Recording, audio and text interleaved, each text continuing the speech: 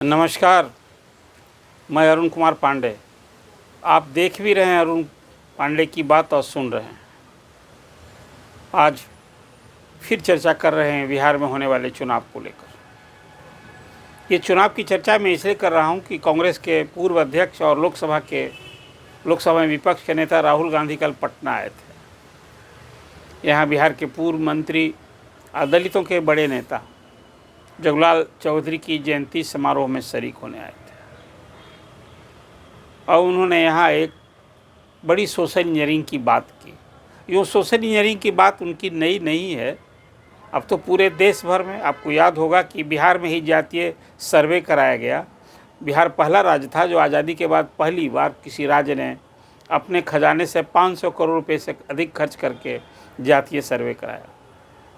राहुल कोई 19 दिन में 2 बार बिहार आए और बिहार के जातीय सर्वे को उन्होंने नकार दिया, खारिज कर दिया और कहा कि ये तो फर्जीवाड़ा हुआ है, इसमें ये फर्जी है, ये विश्वसनीय नहीं है। और उन्होंने कहा कि वो तो पूरे देश में जातीय सर्वे कराएंगे और उसके आधार पर जिसकी जितनी आबादी वो इतनी हिस्सेदारी, चाहे वो राजनीति में, सरकारी महकमे में, पदों में, सेवा में, सब जगह मिले। ये बात वो कह रहे हैं। कल 2 बातें बड़ी महत्वपूर्ण हुई जो राहुल गांधी की सभा में। राहुल आए बिहार तो बिहार के कांग्रेसी नेता उपेक्षित रहे। राहुल के अलावा उस सभा में किसी एक कांग्रेस के नेता को बोलने का अवसर नहीं मिला। राहुल आए, मंच पर सीधे जगलाल चौधरी की जो जयंती मनाई गई थी श्री कृष्ण मेमोरियल हॉल में, वो कोई प्रदेश कांग्रेस की तरफ से ये कार्यक्रम आयोजित नहीं था। हाँ, 18% बिहार में दलितों की आबादी है। अब बिहार में चुनाव होना है तो कांग्रेस भी दलित वोटर को साधने का भरसक कोशिश करेगी, तो एक ये बात तो समझ में आती है। लेकिन वहाँ प्रदेश कांग्रेस अध्यक्ष अखिलेश प्रसाद सिंह थे, मोहन प्रकाश बिहार के प्रभारी हैं, वो भी आए थे।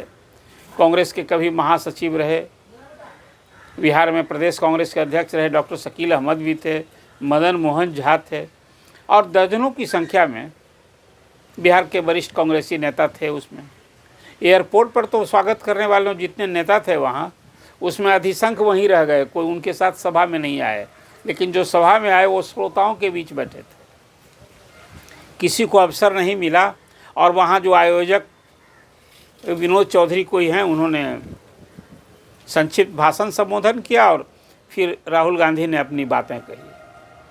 हर सभाओं में वो प्रधानमंत्री नरेंद्र मोदी पर हमला बोलते हैं, केंद्र सरकार के कामकाज पर हमला बोलते हैं, अडानी अंबानी को लेकर नरेंद्र मोदी पर घेरते हैं। ये सब सारी बातें तो अपनी जगह है, लेकिन जो सोशल इंजीनियरिंग की उनका ये बिल्कुल दृढ़ निश्चय है कि भाई देश में वो चाहते हैं कि अब तक आज़ादी के बाद अति पिछड़ों को, अल्पसंख्यकों को, दलितों को कोई विशेष अवसर नहीं मिला, सब पीछे ही रह गए। तो न तो सेवा में उनकी कहीं कोई है, न नेतृत्व में है, सबको पिछलग्गू बना के रखा गया है।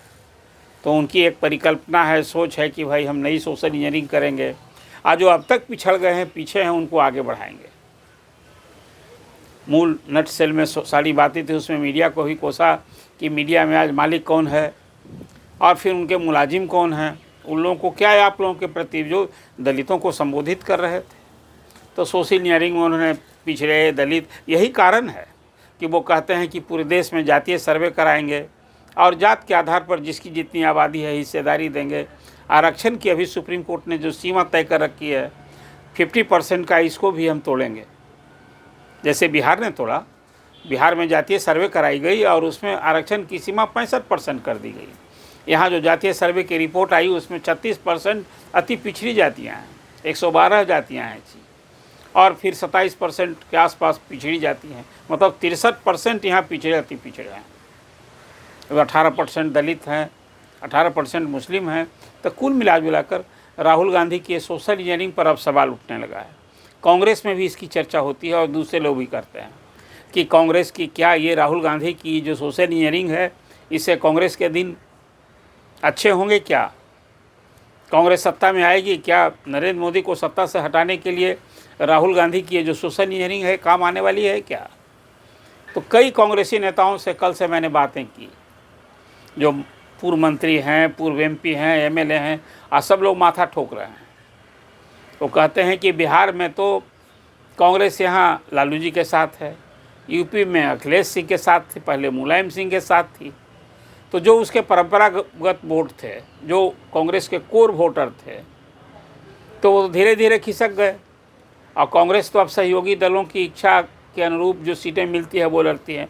भले ही वर्तमान लोकसभा में कांग्रेस को विपक्ष के नेता की मान्यता मिल गई, लगभग 100 सीटें मिल गई, लेकिन कांग्रेस तो सत्ता में आने की बात सोचती थी।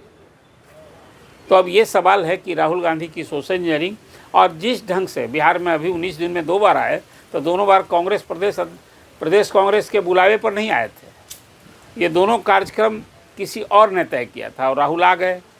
तो बिहार के कांग्रेस के नेता न कहें सार्वजनिक रूप से कुछ, लेकिन सभी असहज हैं। राहुल की ये जो शैली है, जो बोली है, जो उनका सोशल इंजीनियरिंग है, लगता है कि अब कांग्रेस का कैसे इससे उद्धार होगा। कांग्रेस के जो ट्रेडिशनल वोटर्स थे, जो कोर वोटर्स थे, उसको तो ठीक करने के लिए कांग्रेस कुछ कर नहीं रही है।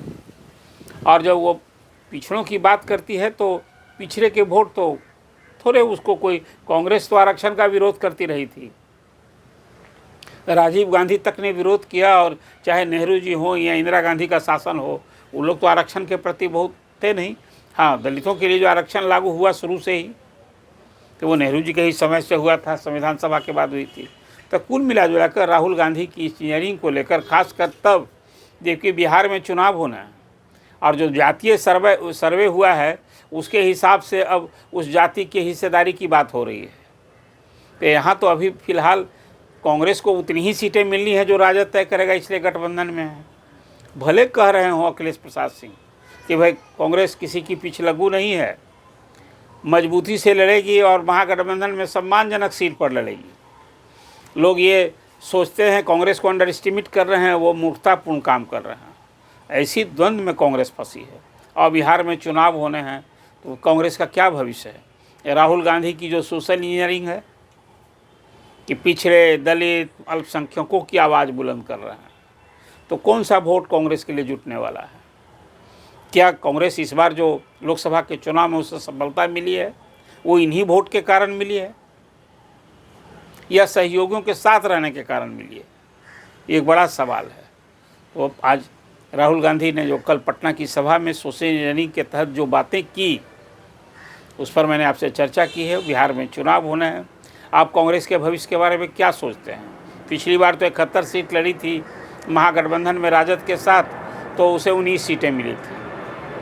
हालांकि उसमें कई विधायक अब इधर उधर होने को हैं, अब 2 तो चले भी गए हैं। तो कांग्रेस का भविष्य क्या है। राहुल गांधी की इंजीनियरिंग से क्या कांग्रेस का पुनरुद्धार होगा। अभी तो दिल्ली में चुनाव हुआ है, एक लंबे अंतराल के बाद 2 चुनाव में तो उसका खाता नहीं खुला था, और इस बार पूरी ताकत से सभी 70 सीट के लिए लड़ी है। जैसे बसपा लड़ी है, जैसे आप लड़ी है, और बीजेपी तो 68 सीट के लिए अकेले लड़ी है, और 1 सीट जदयू और 1 सीट रामविलास जी की पार्टी जो चिराग है उसको दी थी। लेकिन कांग्रेस के सवाल पर अब तो जितने अभी एग्जिट पोल के नतीजे आए हैं उसमें तो आता है कि कांग्रेस का खाता खुल सकता है, 1, 2, 3 सीट मिल सकती है। तो इस बार भी वो सत्ता तो छोड़ दीजिए, खाता खुल जाए तो वही प्रतिष्ठा बच जाएगी।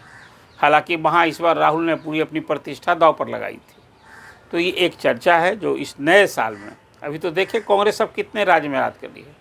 अब कर्नाटक में, हाँ पिछले साल चुनाव हुए उसमें तेलंगाना में उसको जीत मिली। तेलंगाना में एक नया प्रदेश था जहाँ कांग्रेस सत्ता में आ गई, जिस जगह 2 जगह सत्ता में तो सत्ता गंवानी पड़ी।